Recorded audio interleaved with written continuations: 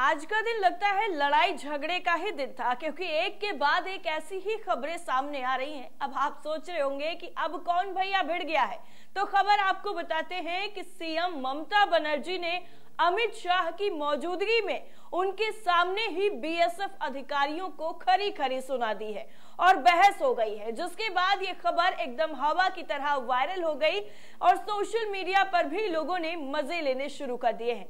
वैसे क्या आपको भी लगता है कि बीएसएफ को जितनी ज्यादा ताकतें दी गई हैं वो ज्यादा है और वो इनका फायदा गलत तरीके से उठा रहे हैं? तो अपना जवाब कमेंट बॉक्स में जरूर दीजिएगा।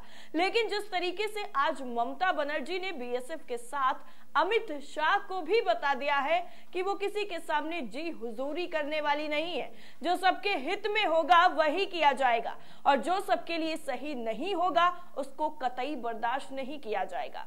जिस तरीके से बीएसएफ को जो शक्तियां मिली हुई हैं, जो उनको अधिकार मिले हुए हैं, उसको लेकर पहले भी ममता बनर्जी मुखर होकर बोल चुकी हैं और एक बार फिर से उन्होंने ये मुद्दा उठाया है।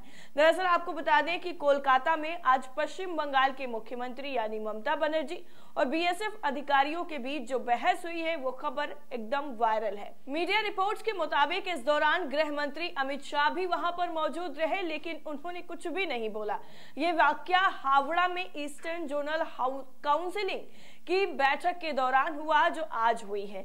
ममता बीएसएफ को बॉर्डर के 50 किलोमीटर अंदर तक कार्रवाई के अधिकार देने से खासा नाराज चल रही हैं और उन्होंने इस अधिकार को हटाने के लिए भी कहा है। ममता का कहना है कि इससे आम लोगों को परेशानी हो रही है और वाकई जिस तरीके से आज ममता बनर्जी की तरफ से आम लोगों की परेशानियों को रखा गया है और बताया गया है कि बीएसएफ को ये जो नया अधिकार दिया गया है उससे आम जनता को बहुत परेशानी हो रही है।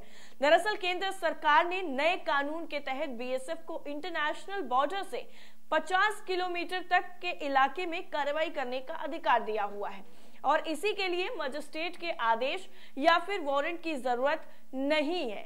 यानी अगर 50 किलोमीटर की रेंज में कुछ भी होता है उसमें बीएसएफ खुद कार्रवाई कर सकता है। इसके लिए मजिस्ट्रेट के आदेश या फिर वारंट की जरूरत नहीं होगी। इससे पहले बीएसएफ 15 किलोमीटर तक की जो दायरा था उसके अंदर ही कार्रवाई कर सकती थी और ममता इसी बदलाव से नाराज हैं। उनका कहना है कि इससे आम लोग जो परेशान हो रहे हैं उसका कौन जिम्मेदार होगा। बीएसएफ के पास ज्यादा पावर है जो लोगों और अफसरों के बीच तालमेल नहीं बनने देता है।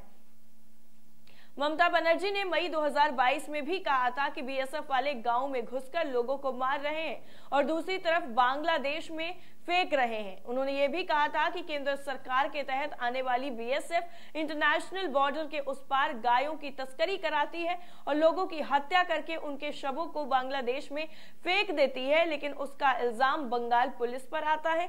ये सारे गंभीर आरोप पहले भी बीएसएफ पर लग चुके हैं और इन आरोपों को दरकिनार करते हुए, इनको नजरअंदाज करते हुए बीएसएफ की शक्तियों में एक के बाद एक इजाफा किया जा रहा है। उनकी शक्तियां बढ़ रही हैं जिससे आम आदमी दहशत में है, क्योंकि उन पर जो आरोप लगाए गए हैं अगर उन आरोपों को देखा जाए तो वो ऐसे ही गंभीर आरोप हैं जिससे आम जनता परेशान हो सकती है।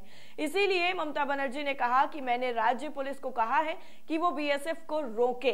दिसंबर में पश्चिम बंगाल विधानसभा ने बीएसएफ के अधिकार क्षेत्र का दायरा बढ़ाए जाने के खिलाफ प्रस्ताव भी पास किया था, लेकिन फिर भी उनकी शक्तियों में इजाफा कर दिया गया। पिछले साल ही अक्टूबर में बीएसएफ एक्ट में बदलाव करते हुए केंद्रीय गृह मंत्रालय ने पाकिस्तान और बांग्लादेश की अंतरराष्ट्रीय सीमा बॉर्डर सिक्योरिटी फोर्स यानी बीएसएफ का अधिकार क्षेत्र बढ़ाया था और दोबारा से ये मुद्दा अब गर्म हो गया है। इसके बाद ही बीएसएफ अधिकारियों को पश्चिम बंगाल, पंजाब और असम में देश की सीमा से लगे 50 किलोमीटर तक के इलाके में तलाशी, गिरफ्तारी और जब्ती की अनुमति मिल गई। वहीं इस फैसले से पंजाब में राजनीतिक विवाद भी हो गया था, जिसमें पंजाब में पहले किसी भी कार्रवाई में बीएसएफ स्थानीय पुलिस की मदद से काम करती थी और नए संशोधन के बाद कांग्रेस और अकाली दल ने इसका जोरदार विरोध किया था।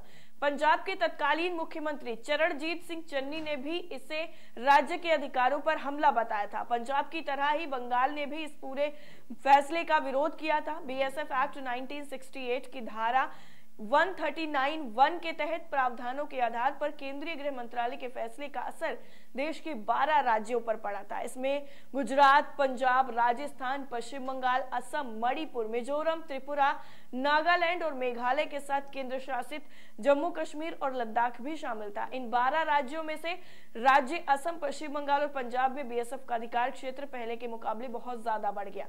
इन राज्यों में पहले ही बीएसएफ बॉर्डर से जो 15 किलोमीटर तक की कार्रवाई कर सकती थी, उसको बढ़ा करके मजिस्ट्रेट के आदेश के बावजूद भी वारंट के बिना भी कार्रवाई करने का जो अधिकार दिया था, उसका विरोध अब एक बार फिर से शुरू हो गया है, जिसको लेकर ममता बनर्जी की बहस बीएसएफ के अधिकारियों के साथ हुई है। आपको बता दें, केंद्र ने आतंकवाद और सीमा पार से अपराधों पर लगाम लगाने के मकसद से सीमा सुरक्षा बल यानी बीएसएफ का अधिकार क्षेत्र बढ़ाया था, लेकिन उन पर जो आरोप लगे हैं उससे ये साफ जाहिर हो रहा है कि उन्होंने अपने अधिकार का इस्तेमाल गलत तरीके से किया है।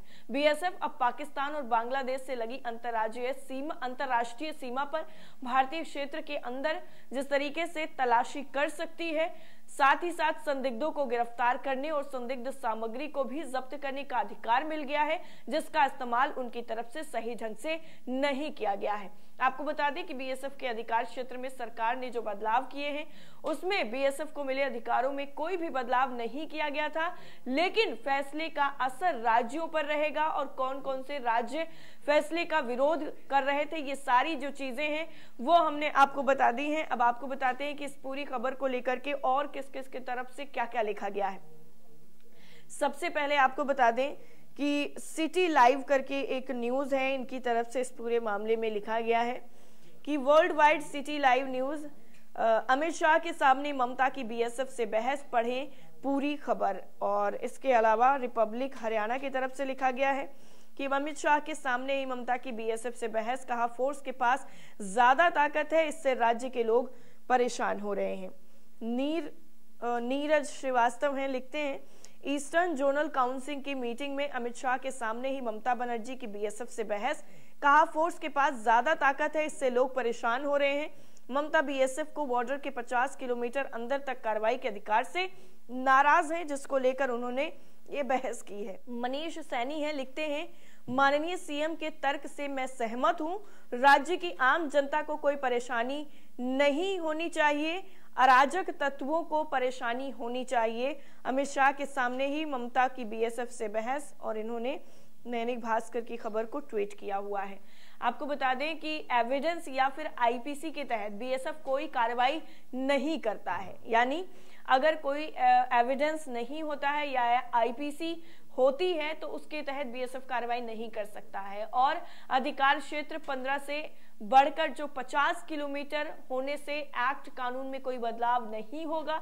जैसे पहले तालमेल से काम चलता था उसी तरीके से काम चलेगा, लेकिन जो दायरा बढ़ाया गया है उसी दायरे को लेकर के ममता बनर्जी ने अपना रुख साफ कर दिया है। और ये जो है काफी लंबे वक्त से जो मामला चल रहा था, इस मामले में साफ साफ कह दिया गया है कि जो दायरा बढ़ाया गया है इसको कम किया जाए, क्योंकि अपनी शक्तियों का अगर कोई गलत तरीके से इस्तेमाल कर रहा है तो उस पर रोक लगाने की जरूरत है।